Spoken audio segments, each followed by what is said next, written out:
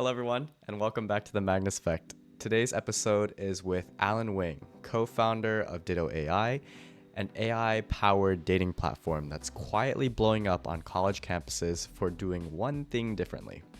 It skips the endless swiping and gets you to real dates fast. Some call it the perfect matchmaker.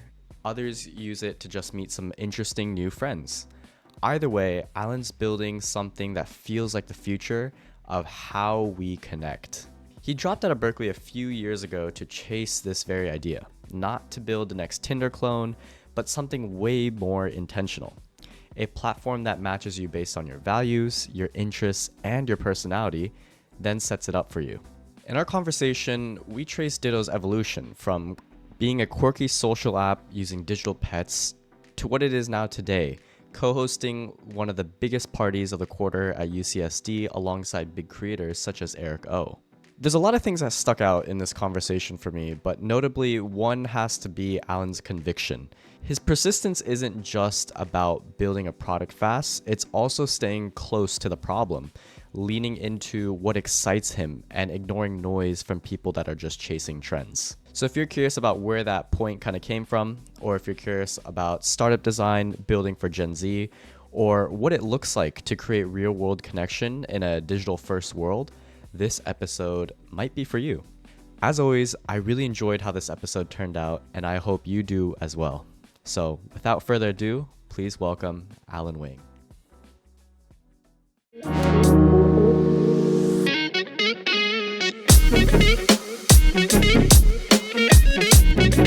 So Alan, what do I have to understand about your past and how you were raised to understand how you got into the position where you are today, working on Ditto AI, and just your driving force to do so?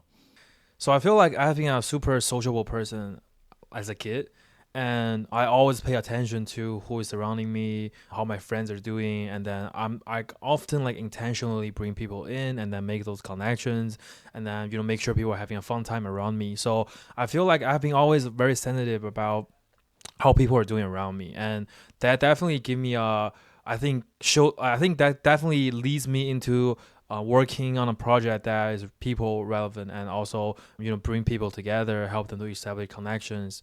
And I think also because I grew up in Irvine, and then we see a lot of like different ethnicity of people there, so I really enjoy the diversity. I really enjoy working with people from different backgrounds, learning about their cultures, and then see how react in different like scenarios.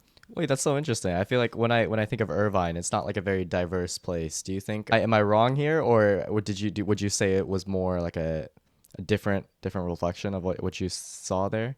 So I think when I say like diverse, I mean by as part of my whole journey growing up, it kind of adds this diversity into where I grew up, who I hang out with, and then who my friend circle is. And then also I feel like because I went to like public high school, so like I got to like witness like more like I feel like people from different background that maybe more well curated environment.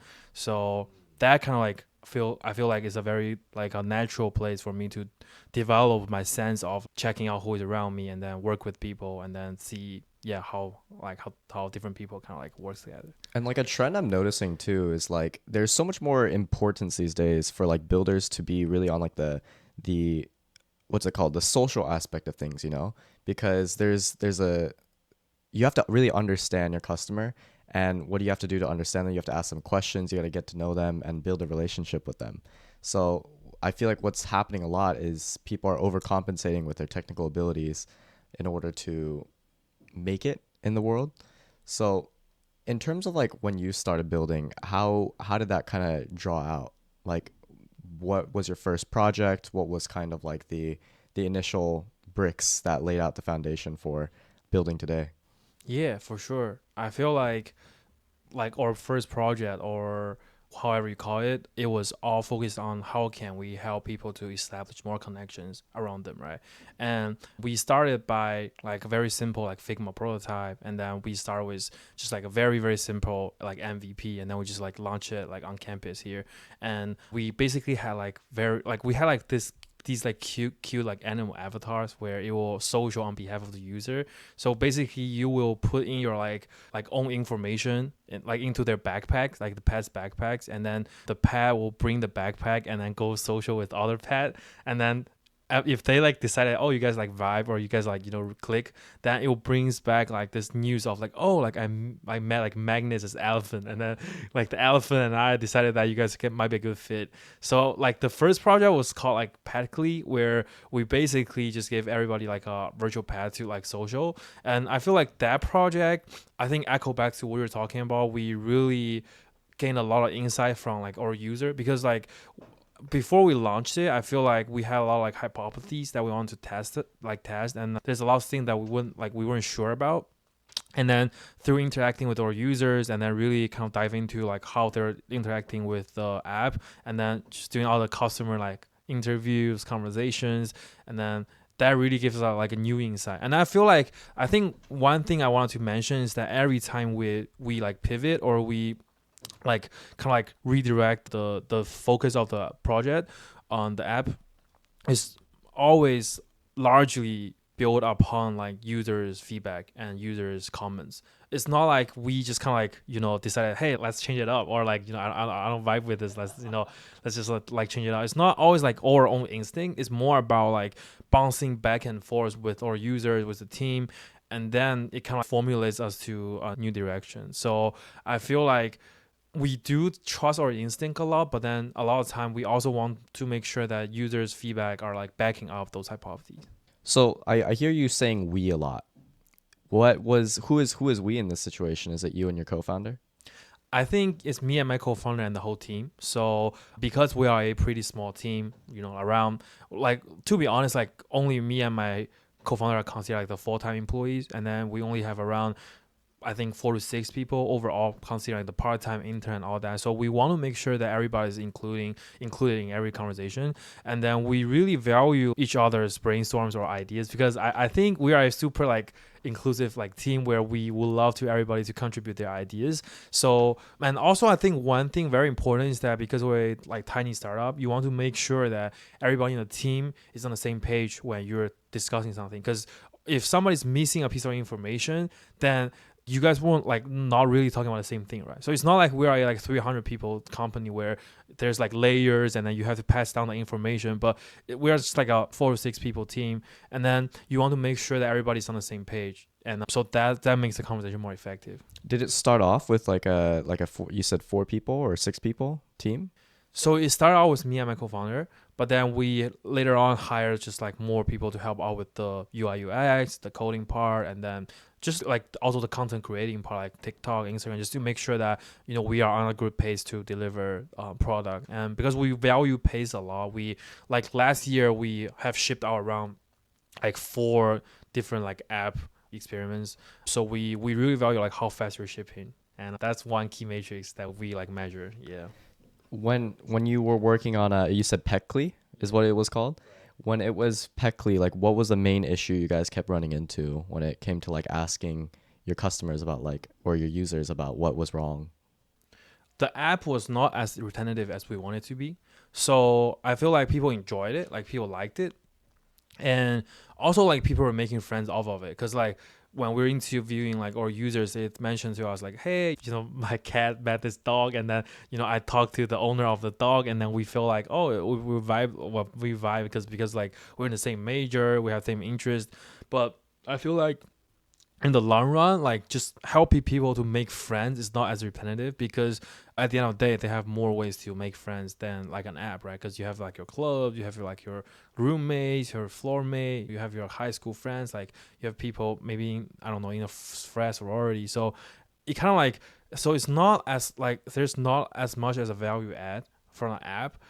But I feel like the format of it is like interesting enough that people would give it a try. Like, oh, like let me clean a pet and it's gonna like social for me.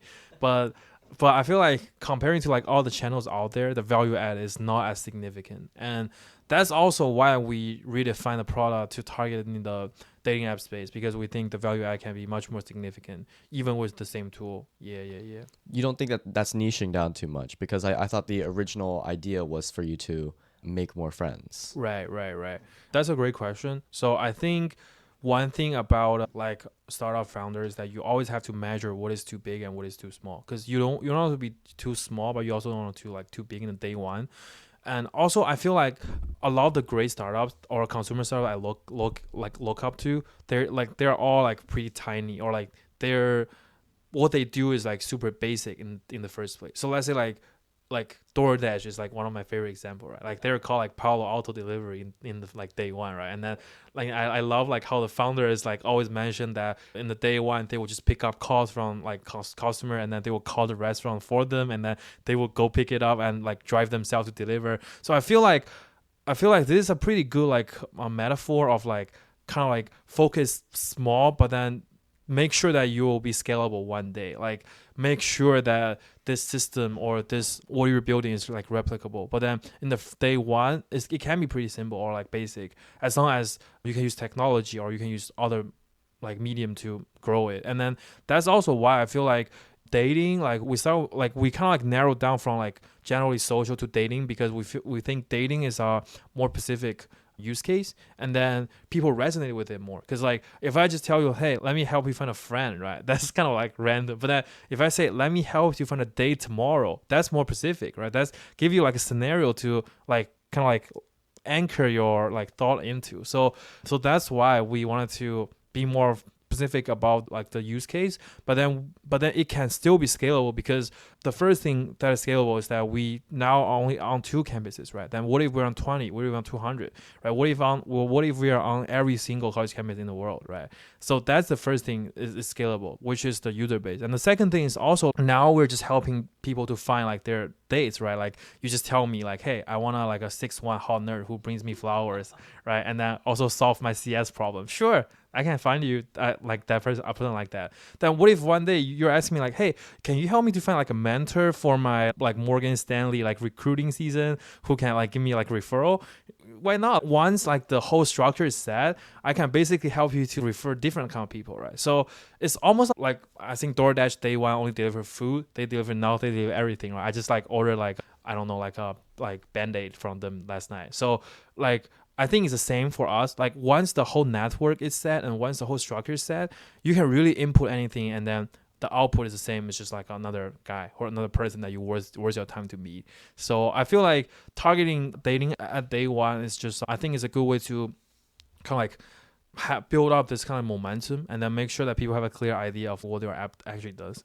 Yeah. No, I love that answer. I can hear your passion behind this project, but I want to backtrack a little, right? Because you've definitely like kind of shot the gun here. I feel like there's a lot of things that happen between Berkeley and then where you are now with Ditto and like doing a dating app scene. So talk to me about like the evolution of how you got to that. Or I know you talked about why you started doing dating, but like what were kind of the evolution to that? Right. I think the key part is that like me and my co-founder, like we hated dating app because it never really worked for us, or like also like for all our friends around us, right? Yeah, people can have fun on it, or people can like kind of like scroll for fun, or they can kind of compare like their matches or stuff like that. But then it never really converted into like real dates for them.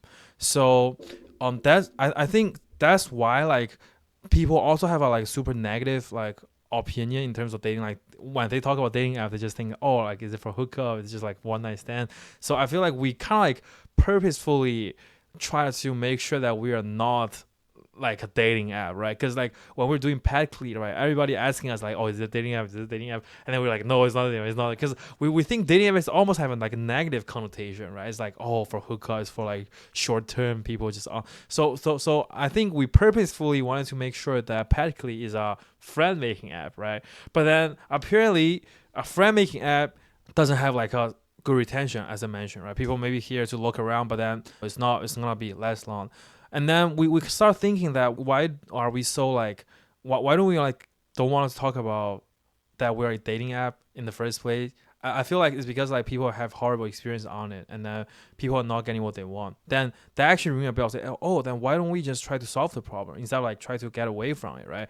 Instead of saying like, oh, we're not. Why don't we say like we are a very new experience that is not similar as any other like solutions, but then we still give you what you actually want, which is a in-person, real, genuine, good date, right? So that's when we start to like reflect. Then, well, like looking back at it, like there's so much can be improved in the dating app space.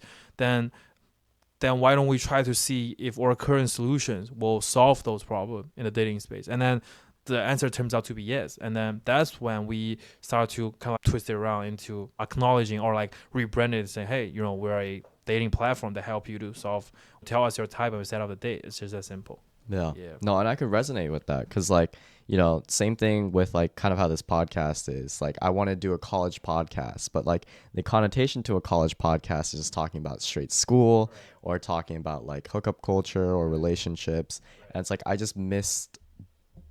I wish there was like a podcast where I just talk to cool people around the college campus. So this is kind of why I started this. So I love that we connect on that front. But I'm curious as to why you took a very immediate approach. So this whole thing, from what it seems like, is a very like autonomous digital relationships, I want to say, right? But I feel like for someone who has this issue, who is someone who realizes this, would first look into like community building, like in-person events. So what drove you to really go straight to like a digital solution as opposed to just like forming a community or creating events or being in person like that? Because I know you said your strong suit was also just socializing, being in person and connecting people. I think this is also something that people kind of like missed out on the point that because we like market or like we PR ourselves as like AI dating app, but then in reality we actually value the real life part or in-person part more than all the other dating apps out there, because we genuinely want you to skip all the like repetitive, tiring middle part so you can enjoy the in real life part as soon as possible, right? So we are not trying to keep you behind your screen the whole time like all the other dating apps. Instead, we cut it out, and then we want to make sure that you're jumping to whatever you wanted in the first place, which is a good date in real life, right? So AI is really just a tool or a solution we're using. It's not the result that we're giving you. It's not like, oh, talk to this AI or like, oh, like date with this AI, but rather AI is handling other work that you don't need to do. So we believe people should spend the time on a date and not looking for a date. So that's why I feel like, and that's also why, like, even though like we highlight AI that much, there's so many new users coming every day because like their friend told them, hey, just sign up and then the AI will set up date for you. So like they know how convenient it is, and so it won't be like that confusing for them. But I think at the end of the day, like we're really trying to replace the like the middle hustle to AI and then make sure that you can directly enjoy the day. Yeah. And you recently just had your biggest event regarding that, right? You hosted with Eric O and UC San Diego.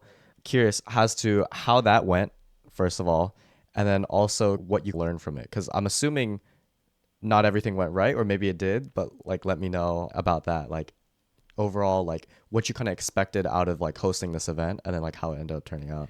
Yeah, I feel like for me, like my standard when I'm working on something is always that I want to make sure. I think the ultimate the end result always like surpass everybody else's expectation, but it's still under my expectation. So like it's in the middle here where this everybody else's expectation, here's my expectation, and then it lands somewhere here, right? So I feel like it's our first party. So I think it's definitely not perfect, but I think it's great. Like everybody had a lot of fun. It's our first party to first time to put up all the logistics, like the part, like the DJ, the light, the venue, Eric O. But by the way, Eric O is a great guy. I love him. He's super humble. He's great. He's very fun. And just I it's a pleasure to work with him. But just like everything was like pretty new to us, right? And then we only had a week to set it out, because usually a party was planned like a month before, but then we only had a week because it was pretty like last minute. So but I think everything was great. I think people had a lot of fun. We met like a lot of our users, like they just ran into us like, oh, like I'm a Ditto user, and I'm like, oh, I'm still waiting for a next match, or like, oh, I had a great time last time, and then blah blah blah. So I feel like that really gave me a lot of positive feedback of like like communicating with our user in real life and then see how they really love the product. I think forming a community is also something that we really value in the long run. So I definitely see us throwing more parties, eventually. So why'd you do it in San Diego as opposed to Berkeley? Because in my head I'm thinking, okay, first of all, it's on a different campus. You start off in Berkeley, wouldn't you know Berkeley? And also UCSD, I thought it was UC Socially Dead, but isn't the party we're at Berkeley here? Yeah. So I think the reason that we launched in SD was pretty simple. It's just because that their semester started earlier than ours, or their not semester, their quarter started than our semester earlier. So I wanted to have the product out there ASAP. So that's why we did a launching there too. And also because since you mentioned like UCSD was socially dead, that's also why we wanted to see, okay, is our product gonna survive in a very dead market, right? If it's gonna work, I'm pretty sure it's gonna work in LA or USC. Cause like if people are not like socializing with each other, then we make them to social with each other. That will be much more difficult than a place where people are already socializing with each other, and then we give them a better solution. So we wanted to challenge ourselves in the toughest market. But I think I have to throw a disclaimer out there. I think UCSD people are super nice, super friendly, and I feel like they don't really deserve the whole socially dead thing, because I feel like everybody was very chill, and then their campus was like next to the ocean, so like I just love it. I enjoy it. I only spent a day there, but I really enjoyed it, and I think I'm gonna get back there sometime. I can imagine. So like definitely my experience is going from SoCal to NorCal has definitely been a bit more dull. It's much more work heavy over here, less beaches, but once you're down there, it's a relaxing time. Everybody's so chill, so nice, just like smelling on their face. Yeah, man. You talk about all this as if it was like super simple though. Like what's your mentality when it comes to marketing something like this, Because I feel like for B to C type of or almost C to C kind of apps, and like I know you guys aren't an app, but like platforms as well, it's just like how are you able to not how what is kind of the mentality behind like the events that you put out? How are you able to put them out? And we'll start off with that. Okay. Yeah. Okay. I feel like, let's just, for example, the party, right, at UCSD. I think the number one thing in my head is how do we give back to the users we already have, right? Because they have trust us to like, set out them on days, they have been our day one fans. So like how can I give back to them, right? How can I make sure that our user can have fun? So I think that's the number one thing. And then the second thing is like, how can we deliver the lifestyle we stand by, or like the vibe we share to more audience, right? Because like we're not like a very boring platform where like just fill out questionnaire and then just wait for a day, right? It's more about like, oh, we're a very cool platform where just tell us your type and then we send you up on a date. Like it's more like we wanted to make sure that people get like what our brand stand for. And so that's the other thing, like how can I make sure everything oriented around the party will be chill, will be fun, will be light. And that's also I DM'd Eric O, right? Because I feel like he's a pretty chill figure. I think he's fun. So I think that's what our brand stands for, right? It's not too serious. It's not like, oh, like it's too like, I don't know, like too. So I feel like, yeah, so give back to our users, and then how to spread like our branding message to more people. And I think ultimately just like how can we help more people to connect with each other, because I think that's the number one mission we wanted to share is how to connect people in the easiest way possible, right? To make sure people can find the best connection in the easiest way possible. When it comes to hosting more larger scale events like campus-wide events and like giving out things, is your focus primarily, are you always thinking about how do I create the best event for people to want to try out my app? Or are you thinking like, what is the cheapest way I can acquire users? Or are you thinking more of like, what is the most unique experience I can provide for them? I think it's always about the uniqueness, right? Yeah, sorry, I'm talking to the camera, but I'm not sure why. Yeah, I think it's always about uniqueness, because I think that's what like our value stands, is that we want to make sure that we're always bringing out those very surprising and very interactive, fun things that people can genuinely try. That's also why we branded it to the Black Mirror dating experience, because we want, like, imagine like, oh, like you work on campus and then there's a poster like, oh, you can join Black Mirror like in a tab. Then I feel like that's a fun experience I'm gonna willing to share with my roommate, share with my my friend, because it's just genuinely fun. So I think interesting and fun is always more important than anything else in our company. It's always interesting. Is it interesting? Is it fun?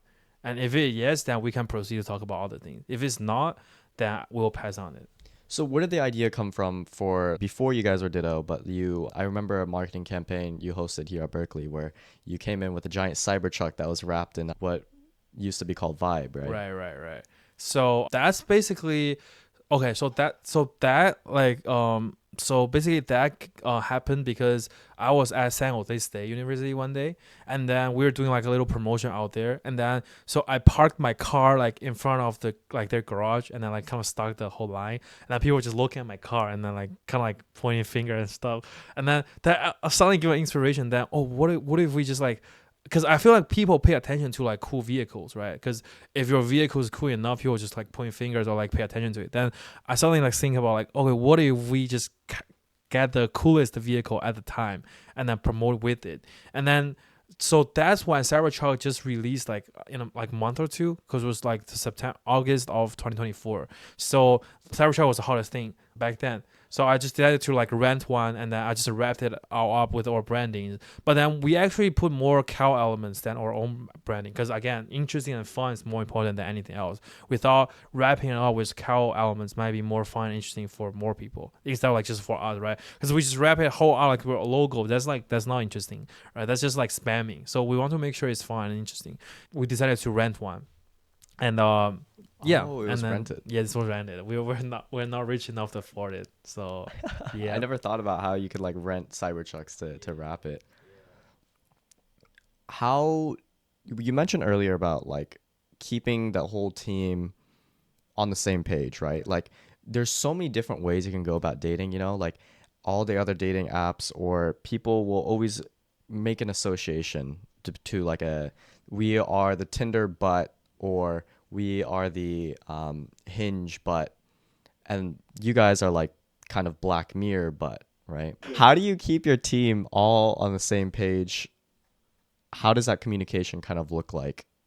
And how do you have the confidence, or where do you kind of think of the idea, and how do you like build the confidence in yourself to know that this is where you want to go? I see. Does So that like, kind of make sense? Like, are you talking about like the branding part, or like the whole mission, or like what?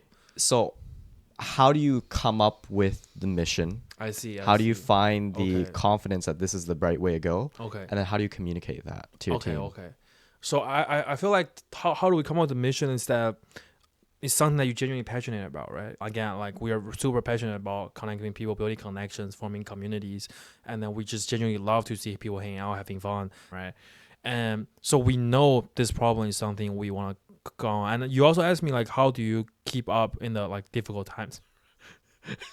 And I feel like if you're not passionate enough, you just kind of like go home, right? Because like there's so many times like we just kind of think, oh fuck, this is so hard, such a hard problem, right?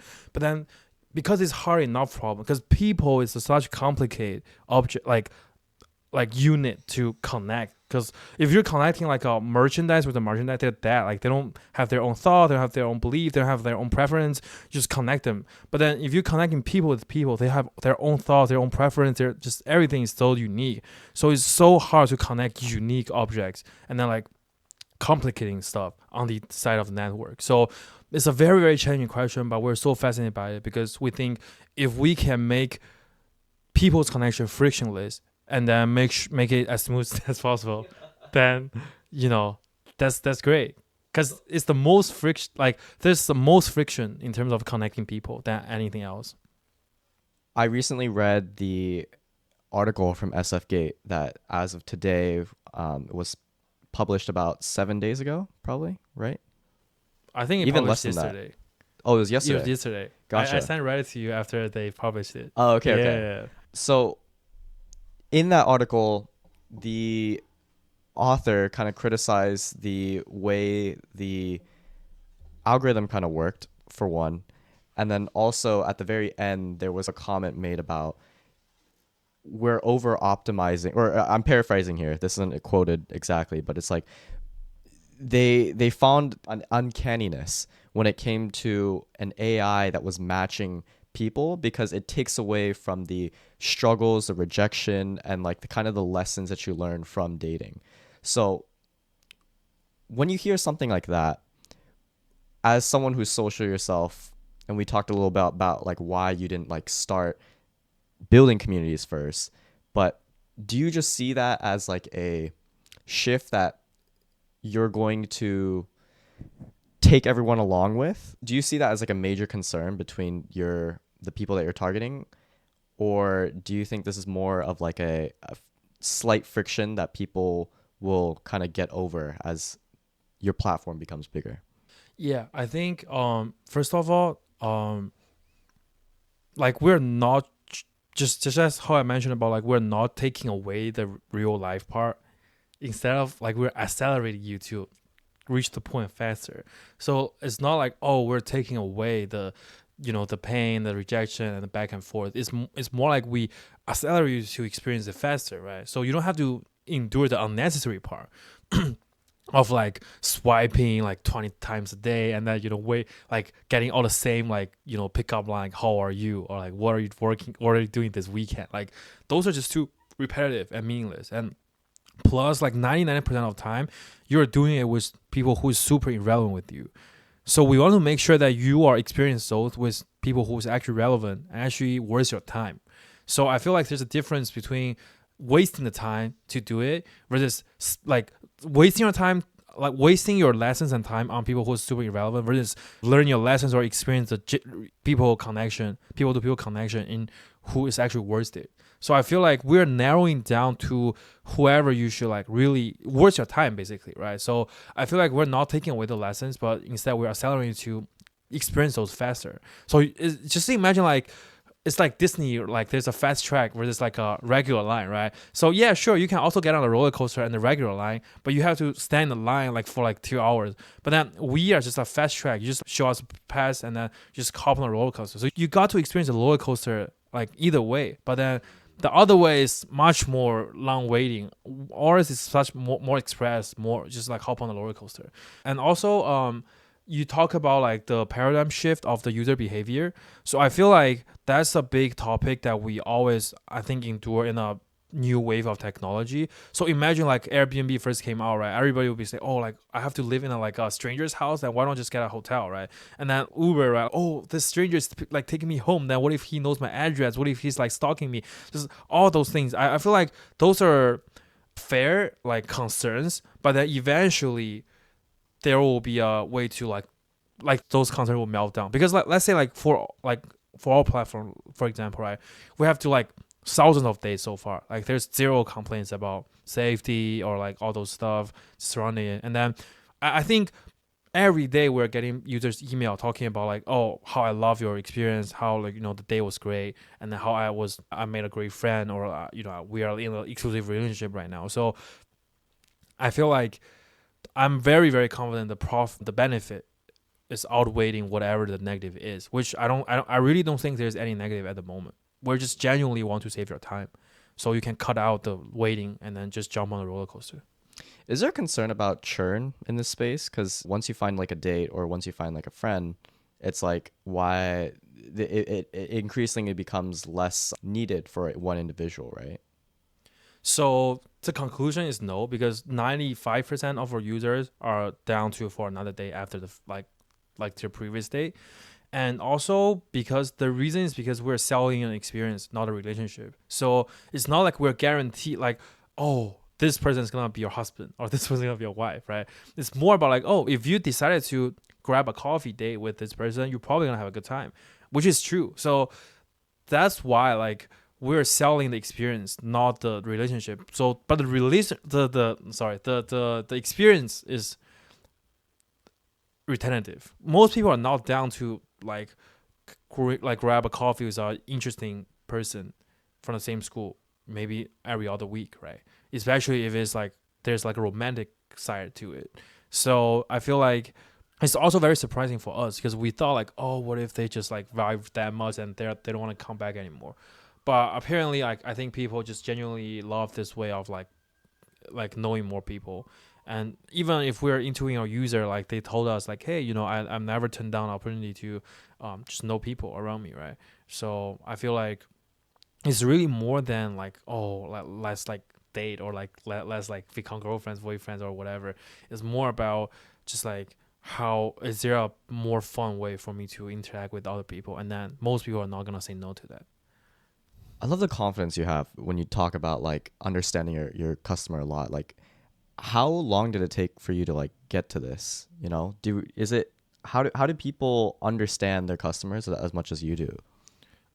I think I just really spent a lot of time on this topic because I dropped out from Berkeley winter of 2022, so it's almost 3 years ago. And then for the past 3 years, all I was doing was thinking about how we can build a next social network for the next generation. And I feel like just like accumulatively learning about the user group, there's no shortcut to it. I think it's just like you have to learn and then observe and then see how they react to your product, and that kind of like iteratively build out this model for yourself of observing and learning about your target audience.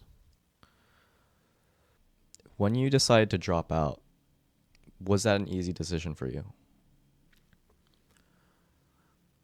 Like, not gonna lie, it was actually not a hard decision for me because I feel like the other road, right, is pretty straightforward, right? Let's say if I like have been in school like for the past 3 years, then I probably go on like internship, recruiting, and then try to hold up my GPA, and then try to land like a full-time job, which is great, It's not like, oh, it's like less, like is inferior. It's no, it's great. I think there's like grind to it too. I think it's not easy, especially a tough job market, right? I think everybody's like commitment like deserve like respect, but like for me, I just feel like I'm more like a street smart type of guy. And then I just love building something with my own hand. So I decided to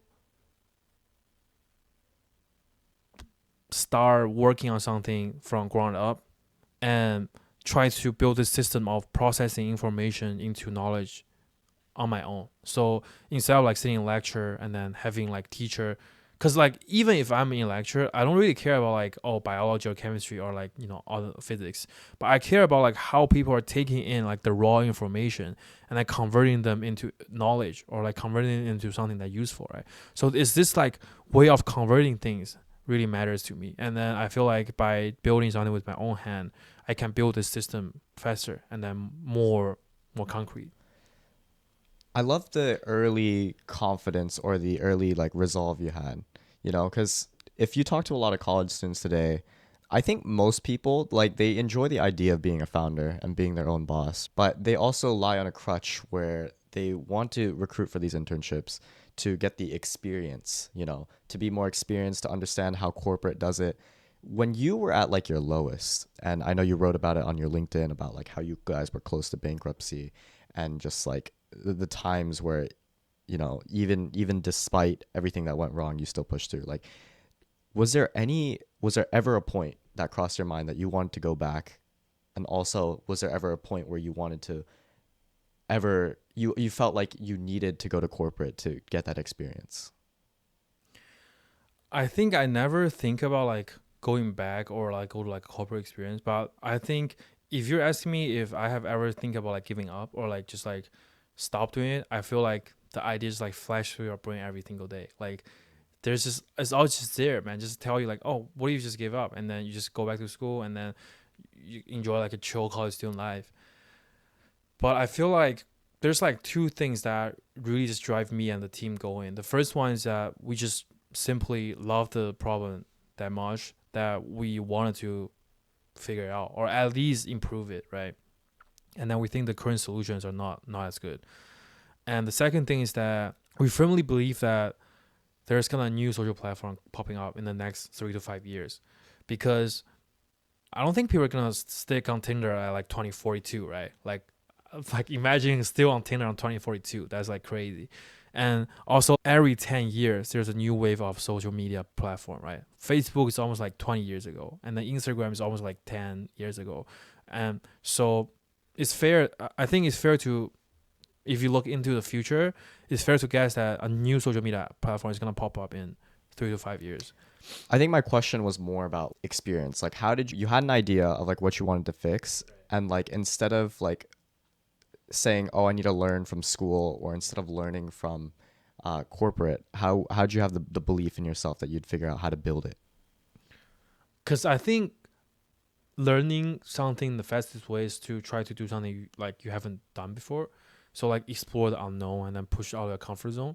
And I feel like building something from ground up is the best way to push out your comfort zone because you're basically learning something new every day. And then if you're not learning, you're probably gonna like drown, and then the company's probably gonna. So as like a founder today, do you focus more on just like the marketing side of things then?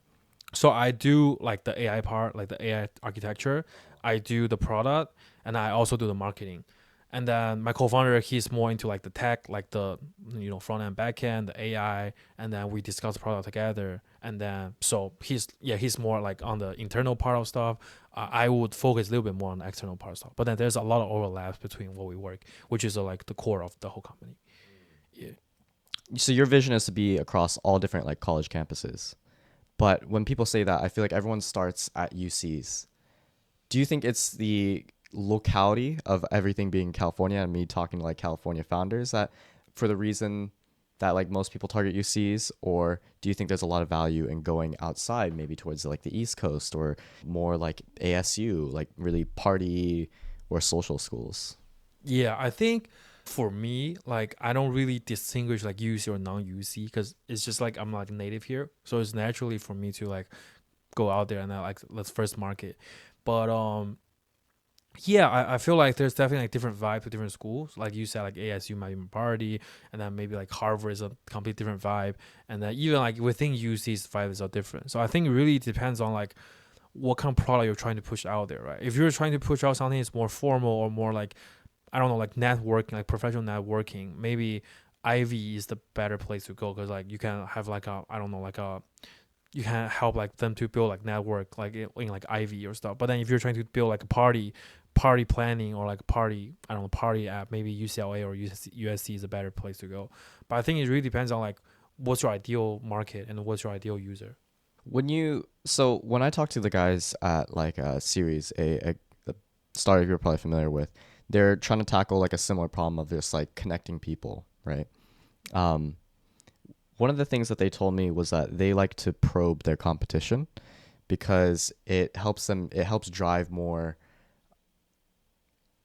awareness to the space, or it gets people to be more interested in like AI communities and rather not. So I think they are competitive. I think they want to win in the space, but they also want to get other people and other founders that are in the space to really push like to their hardest. So what I'm trying to ask with that is like, how do you see competition in this space? Do you think you guys are unique in what you do? And if you don't, then do you see them as competition, or do you see it more as like a partner to build with indirectly? I think we really just focus more on ourselves. And let's say like in UCSD, right? There's other apps, dating apps trying to promote. They even like directly copy or poster designs, like because like our signatures that we use a yellow background and black words, right? And then they just like literally just copy the same poster, and they even tagged us. Like they posted like a Instagram post, and they just add tag us in the post, and then say like, hey, we're here to competing with you guys. But I don't think we care, like because it's not like oh we don't think they're like good, but it's more like we have such limited time and energy, and we want to make sure we only focus on the most important thing, which is how can we make our product better, and then how can we make sure our users are more satisfied with it instead of like focusing on the competition. Because I think the product speaks for itself, and it really does because like so far like a huge portion of the users from like organically word of mouth. So I think yeah sure like people can compete with each other, like it might brings up like the overall like the popularity of the space, but I feel like at the end of the day it's more about is your product actually good, and that's where I rather spend my time at. Yeah. Have you tried our product yet? What's up? You should try our product too, man. I should. You should. Yeah, you should. I actually, after reading the article, I was thinking about like trying it out, but also like I'm sorry. What? Yeah, I think I'm just like confident about the product enough that I actually tell my friends to use it, because like back in the day, like I barely tell my friends to use my product because I'm not sure if it's gonna work, right? Because imagine like tell your roommate like, oh, try my product, and then it's pretty bad. But like for this one, like I actually was like actively telling my friend to like, yeah, try it out, maybe you'll get a date. And then all the friends that like invite them to join, they all got a date, and then they all loved it. So I feel like that just gave me such a like a boost in like confidence, like, oh, all my friends are like genuinely loving the product, and especially because all my friends are like graduating soon, right? So I feel happy to help them to land a date before they graduate. And I think able to witness how your product actually impact people around you give you a much more sense of, oh yeah, it's actually doing it, or it's actually doing the work, and just make the whole team very hyped up. Yeah. No, my main concern was like, I think this would be a unique experience for me. I would use it more of like a friend, like for friends though, because like I have a girlfriend. Oh, right now. you do? Yeah, so Oh, I can't that's really, why. I That's can't really why. go on dates. You Okay, know, okay, so. okay. That's why you haven't tried it out yet. Okay, Exactly, okay, fair, exactly. Yep. But I think the concept of just tying it to the Black Mirror episode is like super cool. Is Black Mirror still going? Was the idea okay? So actually, when you started that whole thing of saying like the Black Mirror episode dating, did you just happen to find that episode, or were you actually like inspired from that? We actually low key was inspired by that because I feel like the idea of having somebody to do the middle part for you and then you just enjoy the real day was pretty cool for us. And we kind of built upon the idea of it. It's not like we at the first we try to like replicate it, but then because we're gonna scale and then we need to serve more users, so we kind of twist it a bit. But then the idea is just saying like, how can technology to save your time help you to save your time and make sure that you can connect with more worthy connection around you. So yeah, so that's pretty much like why we use the Black Mirror net. Is there anything that like frustrates you about people who might not be so on board with your product, whether that like, I want to talk broadly here, like in not only your customers but also maybe like investors. Is there a main thing that keeps popping up to you that you don't quite understand? I think like because like after the article's out, like so many people just like reach out to me like say, hey, like can we talk? And then I love the concept. So I feel like I think people are pretty like interested, like intrigued by the idea. But then in terms of people around me or like skeptical Reddit users, right? Let's say Reddit Reddit people talking about, like, I'm not gonna use the app. Like I don't care because like I think if they have a good solution in their life already, let's say they have a girlfriend, they are like they're happy on Tinder, they're happy on Hinge, yeah, then like congrats. I genuinely think that's good because like I wish like you're able to discover your good connections around you. But then, well, also like there's some very interesting comments I see Reddit, right? And then people are saying like, oh, is at this point how bad can it be, right? Like there's like Tinder, Bumble, Hinge, like how worse can it be? So like I feel like people are like very, I think there's just like a lot of like conversation around it.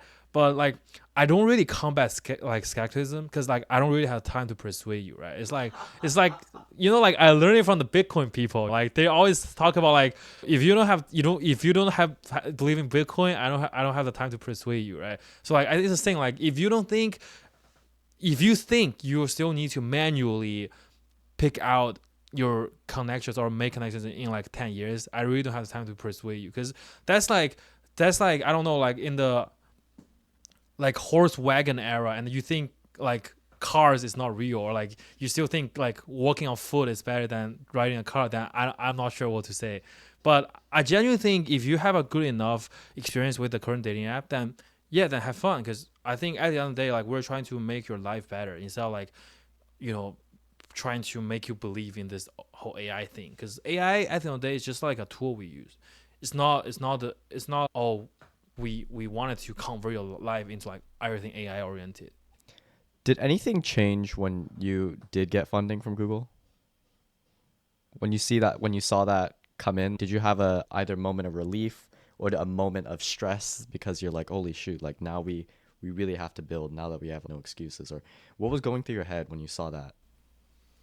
I'm just like really happy that we are like a step closer to realizing our dream, because I think without like enough budget or without like enough like funding, right, it's hard to make a meaningful impact in a large environment. So I'm just genuinely happy that somebody believes in like our vision and then see what we also see, and we are able to actually get back to work. So I feel like the first thing we think after we leave the funding is that, well, time to get back to work, because we haven't do any like sort of PR or like any crazy like articles in the past year, because we all we do is just work and just heads down and then focus on the product. In terms of like where people really discover you, I know you post quite a bit on LinkedIn, but do you also what channel works best for you? So at the UCSD party, right, a lot of people mentioned that they saw me on their TikTok. So I assume, yeah, I think maybe TikTok is working, but I feel like LinkedIn, TikTok, and yeah, just like the traditional ones. Because I'm also like very new to this, so I'm trying to like see how this works. But I just feel like people start to kind of like pay attention to our overall branding and then things I post. So yeah. How did you how'd the SF Gate article come to be? Did you reach out to them or did they just like They reach out to us. Like all the current articles, like we don't actively reach out to any outlets. It's all they reach out to us, including the NBC interview tonight. They all just reach out to us and then say, "Hey, I thought what you're working on is pretty fun. Can we write about it? Can we chat about it?" And I think we love to share the story just because we think it's a fascinating thing to work on. And I think sometimes a lot of people hit up my LinkedIn DM saying like, "Hey, I see your story. I think it's a cool project, and I take part in it." And I feel like, yeah, I feel like I love to talk to them, because it's hard to find people who share your vision. If you want to be too honest, because a lot of time things that is obvious in the long run is super vague in the beginning. I think, to be honest, like working on a startup is like you have this like very vague idea of correctness in your mind, but it's so vague that you have to keep pushing to see what the actual shape of it is. So that's like how we talk about like, oh, you do like MVP and then you do like kind of like PMF, like product market fit. I feel like every founder see this kind of vague perception of a new reality or like a future in their mind, but then the problem is, how do you realize that kind of like reality, right? Like how do you actually turn your thought into into what is actually happening in the world? And that's the hardest part. So every time I see people resonate with what we're building, I feel like, yeah, I'm glad that somebody also like sees what we're like seeing, and that also makes me very like energized every time. did you compromise on your first hires? When you first started hiring people outside of like your co-founders, what was kind of the ideology behind that? Did they need to understand the product? Did they have to care about the problem? Like, how'd you go about your first hires? I think the one thing that I care more than other people do is their taste. I think taste is something that's super important. Just like Apple, right? Apple has great taste. Like it combines humanity with technology in a such elegant way, right? So it at least in the Steve Jobs era, like I hate the Jamoji thing, I hate the AI Apple Intelligent thing, but at least like I feel like their product is like so curated in such a beautiful way that blends the humanity part with the technology part, and that requires taste. So I think for me, I really value somebody's taste. That means like, what do you think is beautiful, what do you think is interesting, right? What do you think is a good product? Because I always ask people like, oh, like can you tell me like what three softwares or what three apps would you want it to be like yours? So like basically like what companies would you be like a founder at, or like what companies would you wish you had founded? Like let's say like if I ask a question for you, like what's your answer? Like three companies that you wish you had founded it. Three companies I wish I founded. I'm trying to think of like the problems I really resonate with. I think so something definitely Meta. That's I don't know how like that'd probably be a really popular choice, but like for me, I've always been obsessed with the idea of just having a Jarvis from Iron Man. Like I just loved Iron Man so much. So thinking that you can like manipulate the world and have like a personal assistant right in front of you was always something that was super cool to me. And I'm really like I love that space of like VR, AR. Okay. So that's one of them. So it's not like the Facebook, Instagram part. It's like more like the VR, like the Oculus and the VR part of the Meta. Yeah, or like Okay. Meta Ray-Bans, Okay, Meta Ray-Ban. Yeah, Okay, yeah, okay, okay. that'd be a big one. And then Canva, I think just being able to Canva and then Canva equivalents. I recently heard of one called Jitter. Jitter, all these products are essentially creating like making Photoshop or like After Effects so much more intuitive and easier for the consumer to use because I noticed firsthand like how intimidating these platforms are. Same with CapCut. I'm sure you've heard of CapCut. Like just these tools that make it stupid easy for people to just do things on the go and do things with less like hardware. That's another cool one. And then I'm trying to think of a third one. Third one. Not Figma, not the one you're wearing right now. Figma, I don't have enough experience using it. Okay, So okay. I can't I really see. comment on that. I But see, I I can say Figma presentations I recently learned about and they're just amazing. Like so much better than anything I've seen before. So Figma presentations are cool, but one more. I'm trying to think something that's not tech, more like hard, like physical items. That's interesting because one of my choice is actually Pop Mart. Pop Mart. Yeah. Whoa. Because I just okay, I think Pop Mart deserve like another separate episode of like explain the whole thing behind it. But I just because you mentioned about like the physical, like the I think Pop Mart is it's a very interesting company. I think at least I can say that it's a very interesting company.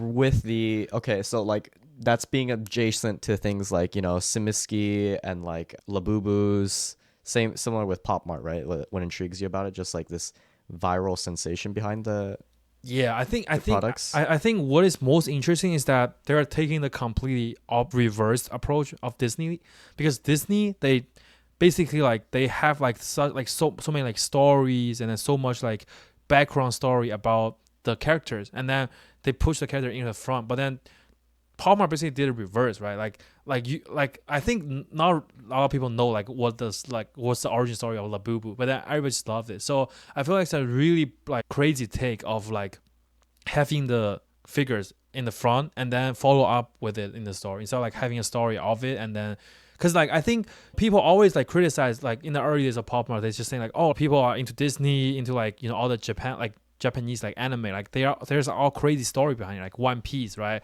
And also just like One Piece and then like the Dragon Ball, like people love the character because there's crazy story behind it, right? But then Palmer just focus on how it looks and then like just run the IPs like without like a very huge story narrative behind it because the founder said he imagined the future 5 to 10 years will be short content like TikTok video, so he think it's okay to have a like IP that doesn't have a rich or heavy story behind it. So I think that's crazy. That's insane. Did that start off in America or was that a foreign company? Pop Mart? Yeah. Yeah, they started in China actually. In China. Yeah, that's what's more crazy because like I never expected it to be so viral across the globe, but. And like just drawing on that, like yeah, I'm thinking about like Labubu's too. Like it's like a personal thing. You customize it to be like a reflection of you, and like it's almost like our cell phones. How cell phones are like an extension of us. We like to customize it to with our phone cases, with our backgrounds, et cetera, et cetera. And when you started talking about stories and like relating them to products, I remember my mom telling me this one thing. The fact that were you ever a fan of Power Rangers? Yeah, sure. So you know how Power Rangers they have all these like belts and like things that they use to transform. Yeah.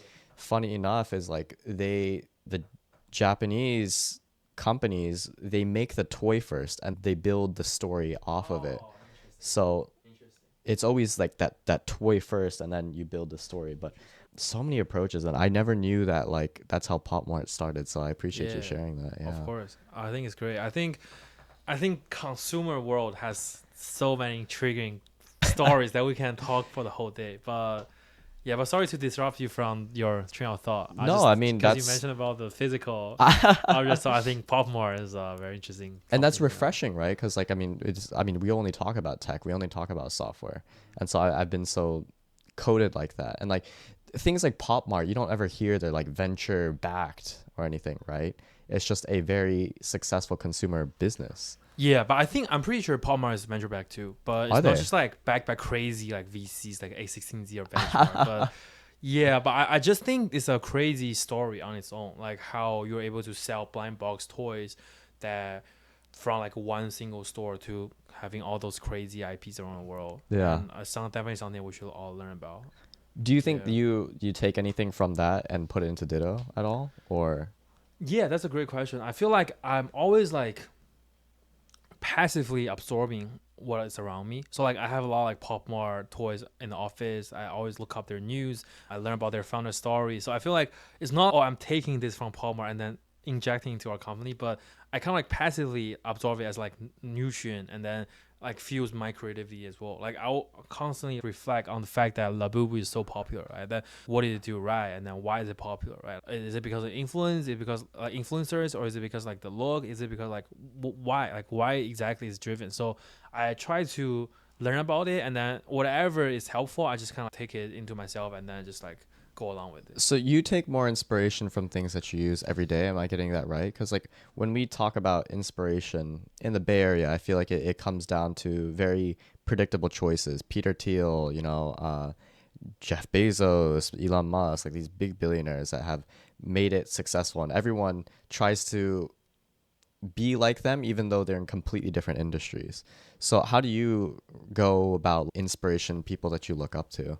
Yeah, I think when I'm talking about like inspiring me, is more about building up my own taste. So building up my own judgment of like what is good versus what is bad, or like what is considered as like interesting versus what is not interesting. So I feel like, yeah, like Jeff Bezos, like Elon Musk is definitely like inspirations like for people. I think overall like you want to like you admire their grind, you admire their like their hustle, you admire their like I don't know like wealth, I don't know like.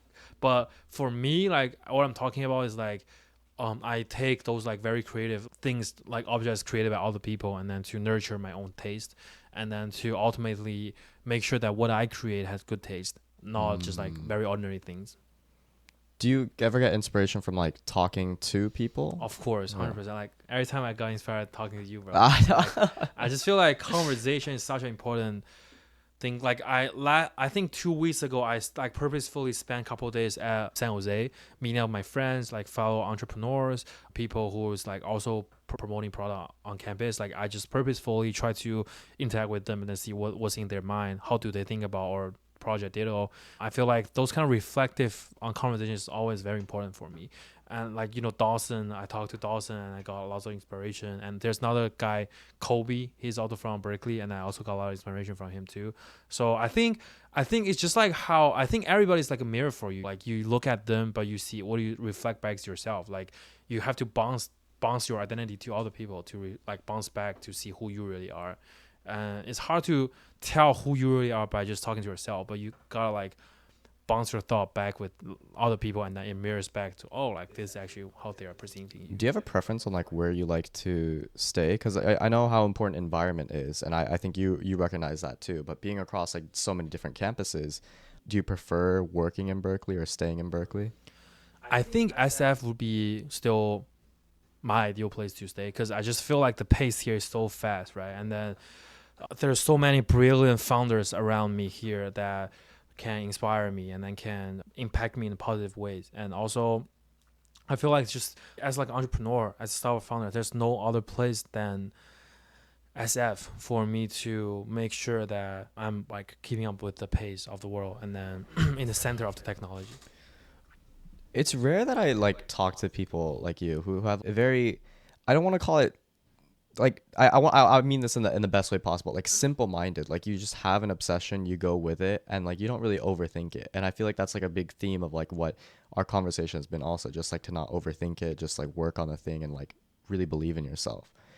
So when it comes to all this like arbitrary or like things that quote unquote you should do, oh, you need to network a lot and be connected with people so your distribution's better. Like, do you ever worry about that? Like, because what it sounds like for you is like you're just obsessed with building, talking to your customers, and then just like rebuilding and marketing.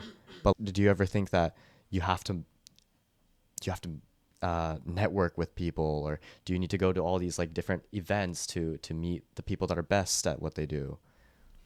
So I think the circle for me is like this, right? So I start with a product, and then I have people to use it, and then some of the questions or challenges might arise, right? Maybe there's bottleneck, maybe there's issue of like marketing with the product, with the AI, whatever, right? And then based on those questions, I would directly go seek out whoever I want to work with, right? So let's say if I have a problem with distributing it, right? Or I want to have a larger impact, then I maybe go after Eric O, right? He's a pro. And then if I have a problem in AI, I want to understand like how the LM works, or like what is the best way to fine tune it, what prompt should I give it to, then I talk to somebody from the Berkeley AI research lab. So I think it's really about mindfully connecting with people, and then knows like what you can offer them, and then what is like what question you really have, so you don't waste their time too.